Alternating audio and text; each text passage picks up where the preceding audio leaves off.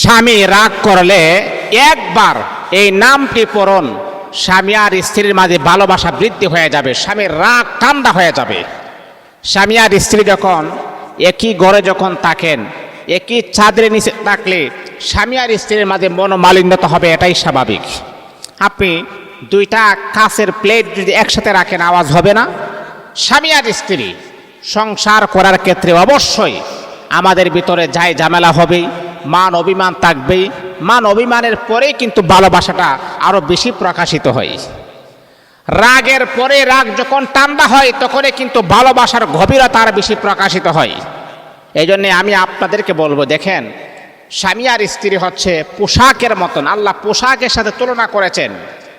আর আল্লাহ তাআলা বলেছেন, হুন্না লিবাসুল লাকুম ওয়া আনতুম লিবাসুল লাহুন। স্বামী আর স্ত্রী হলো একজন আরেকজনের জন্য পোশাকের মতন। আল্লাহু আকবার, আল্লাহু আকবার। আল্লাহ বলেন, নিসাউকুম হারুসুল লাকুম ফাআতু হারুসাকুম আন্না শি'তুম ওয়া কদ্দিমু লিআনফুসিকুম। এই যে আল্লাহ তাআলা পুরুষের জন্য নারীকে বানিয়েছেন শস্য ক্ষেতের মতন। এই যে আমরা শস্য ক্ষেতে আমরা চাষ করি, চাষাবাদ করি, হাল চাষ করি, যেইভাবে ইচ্ছা সেইভাবে আমরা চাষ করি। আল্লাহ পাক পুরুষের জন্য নারী বানিয়েছেন আর পুরুষকে জানিয়ে দিয়েছেন, তোমার স্ত্রী তোমার জন্য জায়েজ, তোমার স্ত্রী তোমার জন্য হালাল, তোমার স্ত্রী তোমার জন্য বৈধ। যেইভাবে ইচ্ছা সেইভাবে তুমি তার সাথে সহবাস করো, আমি আল্লাহ তোমাদের উপর এটা জায়েজ করে দিয়েছি।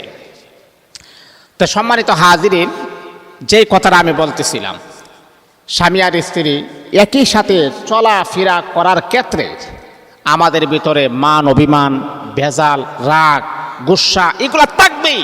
এইগুলাকে নিয়ে আমরা এতটা ফোকাস করব না।